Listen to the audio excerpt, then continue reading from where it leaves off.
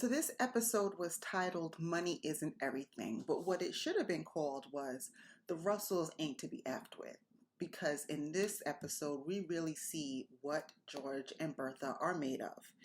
We know that Bertha has been ostracized. They're not messing with her because she is considered new money, but she's still trying to find her way in.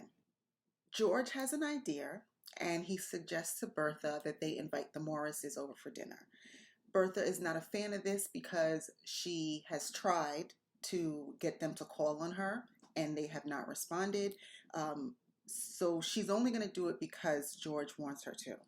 On the flip side of this, when they make the invite to the Russells to Ann and Patrick, Ann doesn't want to go because she, for the same reasons I just stated, she's not messing with them. She doesn't want to be associated with them.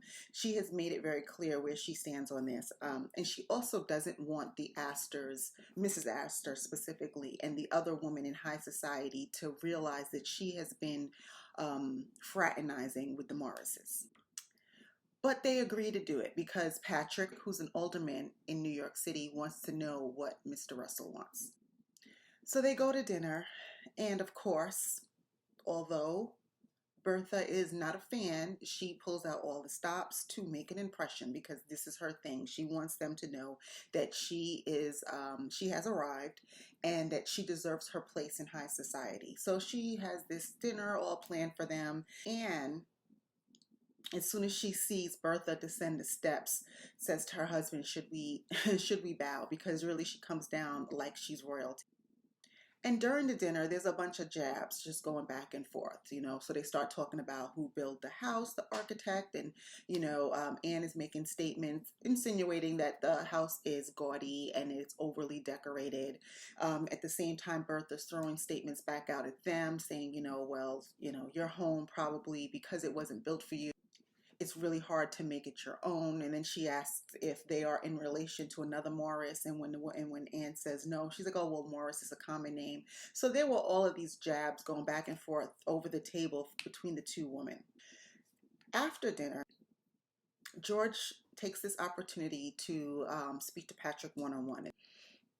And what he wants is the alderman to pass a law to allow the station to be built in New York City because this will be good for his business. So now the alderman is kind of like, well, I don't know if that's something that we can do. And what George recommends is that he and the other aldermen purchase shares in George's company, then they pass the law, and then those shares will then also they purchase these shares on margin, and then they pass the law, and then these shares will be worth a lot of money. And so basically they can capitalize off of this. So it's a win-win situation. So he's basically saying, you pass this law so that I can have my station, you can invest in my company, and we're all going to make money. We're all going to eat at the end of the day. Patrick seems a little skeptical. He's like, I'm not sure I can get everybody on board, but you can see the wheels spinning and you can see that he's interested because who's not interested in making money, right?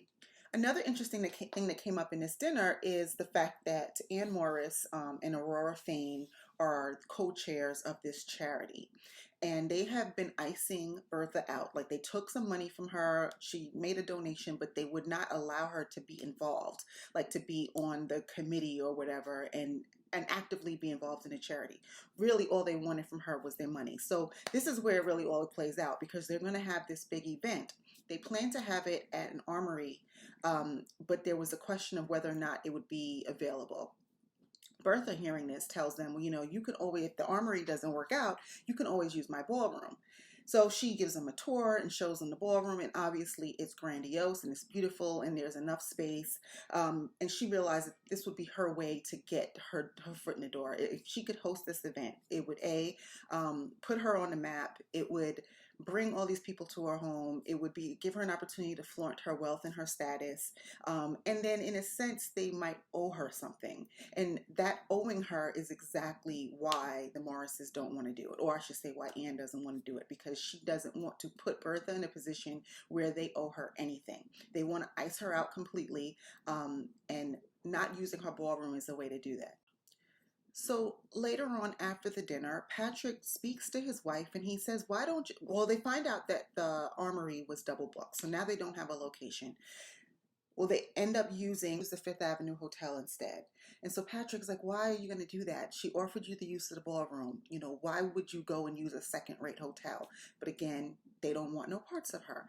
So she blames it on Aurora. Aurora, when she speaks to her husband, blames it on Anne, when in fact they just don't want any dealings with Bertha and her conspicuous consumption. Patrick sees that this is going to be a problem, and he knows, you know, if you do this, if you go ahead and you plan it someplace else after this woman has already offered you this space, it's going to be a problem, and she's going to feel snubbed, and you're poking the bear here. But they don't care because they feel like they're in a power position, and I'm sure they're getting some glee out of the fact that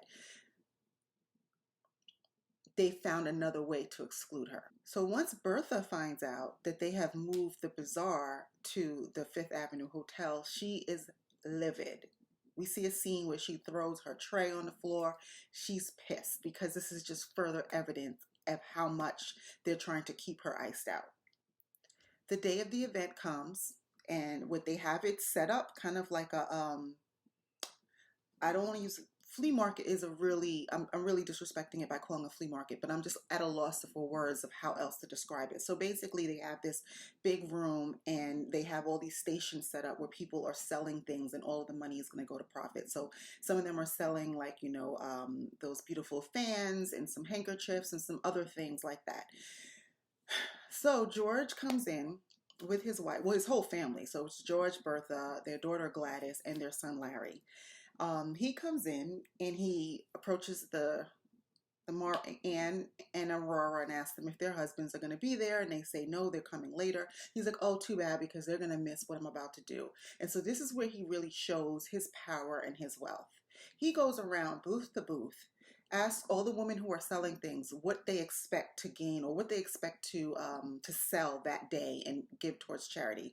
And so when a woman gives a number, say it's, I don't know, $30, he says, well, here's $100.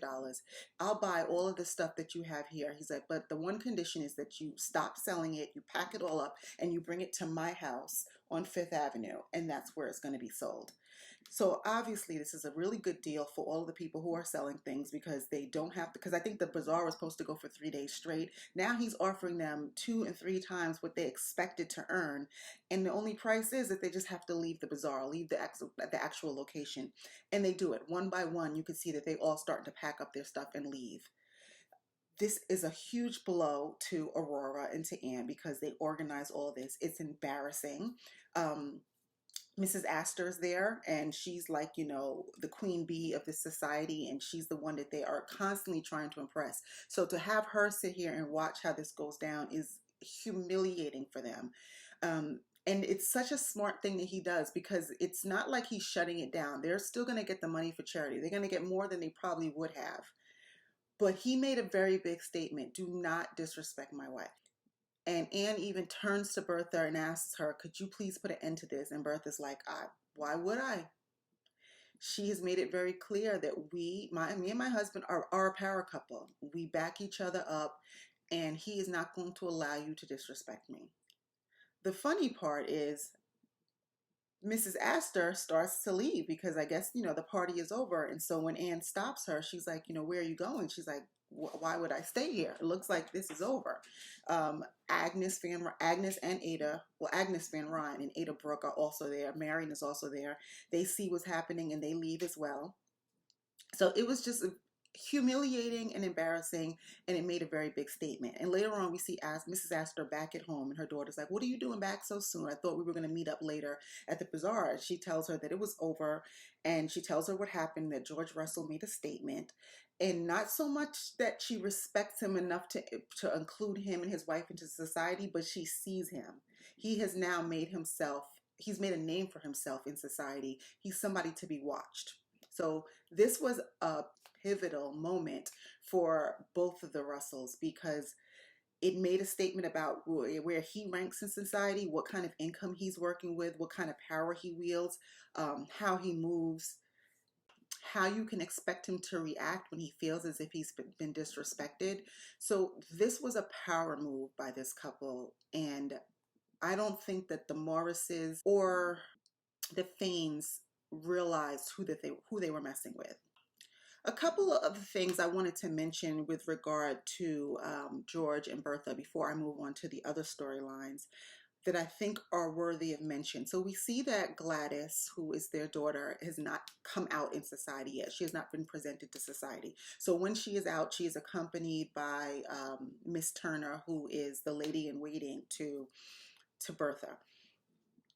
We see that Oscar Van Ryn, he's developing a friendship with Larry, who is George and Bertha's son, but he's also showing that he has some interest in Gladys. And right now, it seems like the interest might be the fact that she has money and that she's an heiress, and his mother is not pleased. Obviously, she doesn't want any intermingling with the Russells. She's not a fan in any way, shape, or form. She won't give them any respect. She won't acknowledge them. So when Oscar comes into the house with Larry, she is beside herself, because what she doesn't want is any kind of relationships being built where she's feeling like she's forced to accept them. But Larry and George, who are probably in around the same age, are developing this friendship. I'm sorry, not Larry and George. Larry and Oscar are developing this friendship, and Oscar seems to have his eye on Gladys. So there's some conversation he's having with Marian in order to, get her to schedule a luncheon so that he can be in front of her, or that he can have some FaceTime with her. It seems like his intentions are not pure, but we'll see what happens with that. Another thing of note is we see that Miss Turner, again, she's Bertha's lady in waiting, is being very flirtatious. Every opportunity she has, and she's alone with George, we see where she's smiling big at him. She's flirting basically. She's touching his arm, doing a lot. And her effect any other time seems like she's miserable, she's uptight. So the fact that she's that way with him is stands out so much more, because that doesn't seem to be her personality. So we're gonna have to keep an eye on her, because I think that she is flirting with him or trying to get him to notice her, and it's not a good look. So I'm sure this is just the beginning of what we're gonna see as far as Miss Turner is concerned. Also worth mentioning is that after George suggests to Patrick that, this whole idea of, you passed the law for my station and you purchase shares in my company, we see that Patrick has agreed to this, and he says he has spoken to the other politicians and that they're starting to buy shares. And they're having this conversation like in one of the carriages, obviously outside of the office, because this is like some kind of secret dealing going on between them. So we see that he's agreed to this and that they are going to be working together in the future. So we see that the attorney, Mr. Rhaikes, I think his name is, who settled Marian's father's business and dealings and his real estate and his finances back in Pennsylvania after he died. He comes to visit. He tells her that he's thinking about moving to New York, so he comes and he's flirting with her. He says that he has a job interview and that he's looking to relocate to New York. She seems to be interested in him too, so we see there's a little something going on. They meet up. He also has a conversation with Peggy, because Peggy wants to consult with an attorney who knows Pennsylvania law. We don't know what the conversation is about, because it happens kind of like offsides when they go meet at Central Park. But Peggy has some business that she needs some counsel for. So he talks to her, but he also uses this opportunity to meet with Marian. Ada and Agnes invite him over to tea, and the reason that Agnes gives because he waived his fee when he was handling the brother's estate and helping Marian out before she moved to New York. But Agnes doesn't like it because she thinks he doesn't have any money. Agnes is very much about securing future, all about securing the bloodline. She realizes, because she made a decision, she got married for money. It sounds like, their family had money, but the brother, who is Marian's father, lost the money, or he squandered it. And it sounds like she made a decision to marry her husband because she had to, like out of desperation, in order to secure herself financially. Her sister Ada never got married, and because she has Agnes, she was able to move in and sustain herself. But Agnes is looking at the big picture and realizes that you need to secure your future financially. And although love and compatibility, those are all nice things in theory, but realistically speaking, what do you need to do right now to secure your future? And so she doesn't want Marian to make a poor decision and marry somebody who can't do that for her.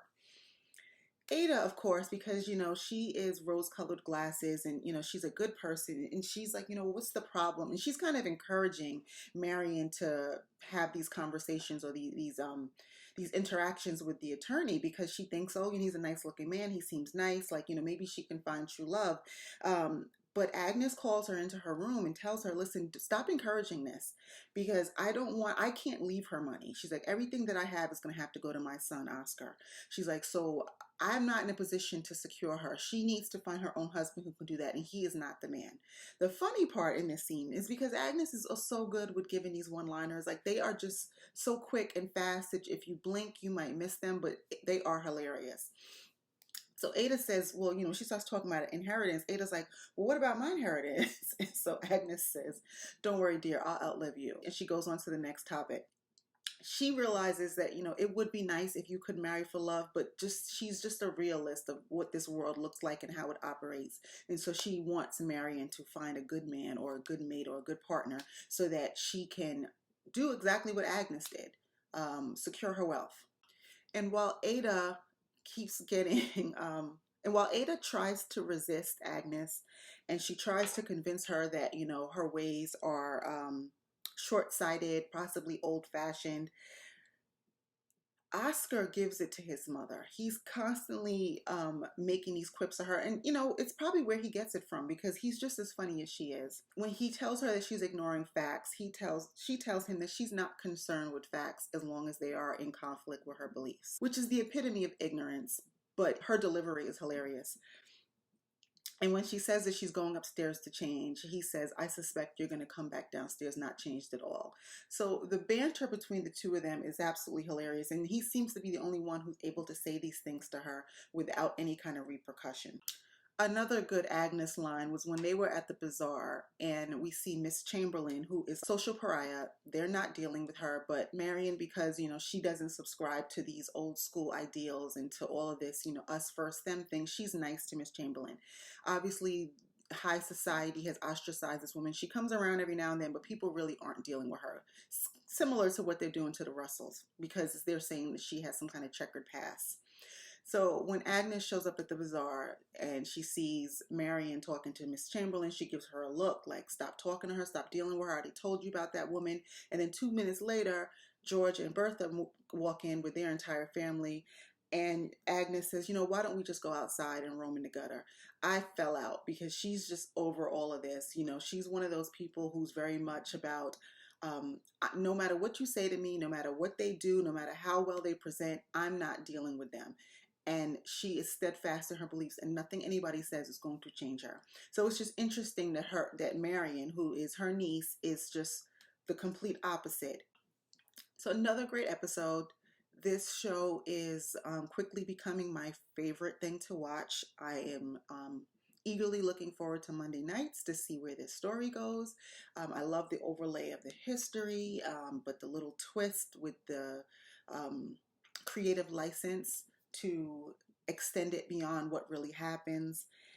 Again, the characters are wonderful. The acting is superb. I love the costumes, the history, the backdrop, and this whole like Downton Abbey vibe they have upstairs versus downstairs. I haven't talked much about the servants and their storylines just because I don't want to make the video too long, but I do acknowledge that we have two different societies working simultaneously. And so again, this is like Downton Abbey in New York, and I love it.